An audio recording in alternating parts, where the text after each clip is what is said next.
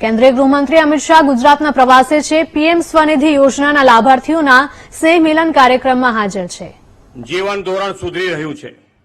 આવાસ, આહાર અને આરોગ્યની સેવાઓ સાથે દેશના વંચિત ગરીબ વર્ગોને આર્થિક આધાર પણ સરળતાએ મળતો થયો છે। વડાપ્રધાનશ્રીએ ગરીબ, વંચિત, પીડિત, છેવાડાના માનવી, નિરાધાર લોકોને વિકાસના મુખ્ય પ્રવાહમાં લાવવાની પાછલા 6 વર્ષના સુશાસનમાં સતત ચિંતા કરી છે। આદરણીય નરેન્દ્રભાઈ મોદી અને દેશના પ્રથમ સહકારિતા મંત્રી શ્રી અમિતભાઈ શાહે સ્વરાજ્યની જે પરિપાટી ઊભી કરી છે તેના પરિણામે હવે ગરીબ સોમાનભેર જીવતો થયો છે। વડાપ્રધાન શ્રી નરેન્દ્રભાઈએ અનેક જનકલ્યાણી યોજનાઓ બનાવી અને સુનિશ્ચિત કર્યું છે કે તે કલ્યાણકારી યોજનાઓ લોકો સુધી પહોંચે। ગરીબ, વંચિત, પીડિત દરેકને હવે અહેસાસ થાય છે કે આ સરકાર તેમની પોતીકી અને તેમની સમસ્યાના સમાધાન લાવનારી સરકાર છે। આજ વિશ્વાસ, આજ ભરોસો હમણાં 3 રાજ્યોની વિધાનસભાની ચૂંટણીમાં નરેન્દ્રભાઈને પ્રચંડ સમર્થન આપીને લોકોએ દર્શાવ્યો છે। હવે દેશમાં એવી સરકાર છે જે સૌનો સાથ, સૌના વિકાસ, સૌના વિશ્વાસ મંત્ર સાથે સૌને સાથે લઈને ચાલનારી છે। સૌના સહકારથી દેશના પ્રગતિ માટે સમર્પિત સરકાર છે। વિકાસની રાજનીતિના પ્રણેતા, પ્રેરણા સ્ત્રોત અને સહકાર એ સમૃદ્ધિના વિચારના દાતા બે ગુજરાતના પનોતા પુત્ર છે તે આપણું સૌભાગ્ય છે।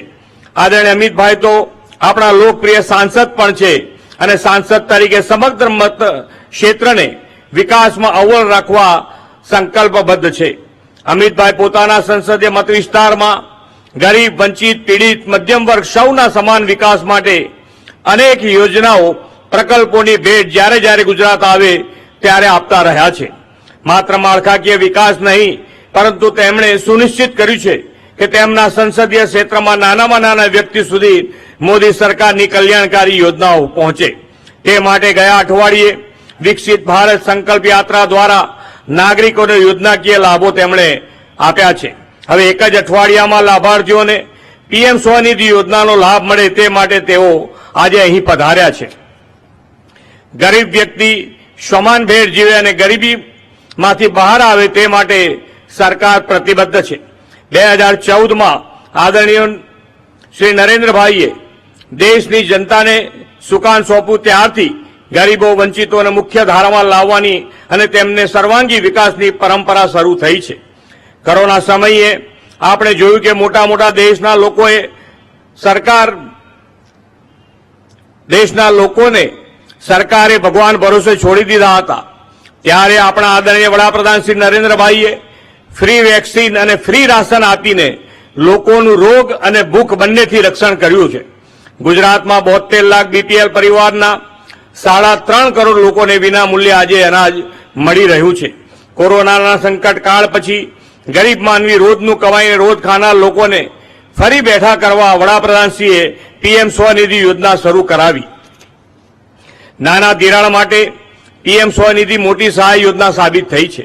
પીએમ સ્વનિધિ યોજનામાં વડાપ્રધાનશ્રીના માર્ગદર્શનમાં ગુજરાતે અત્યાર સુધીમાં 5.5 લાખથી વધુ સ્ટ્રીટ વેન્ડર્સ, ફેરિયાઓને, નાના વેપારીઓને કુલ મળીને 700 કરોડથી વધુ રકમની લોન આપી પગભર કર્યા છે। અમદાવાદમાં પીએમ સ્વનિધિ અંતર્ગત 1.5 લાખથી વધુ ફેરિયાઓને 196 કરોડથી વધુ રકમની લોન સહાય આપી છે।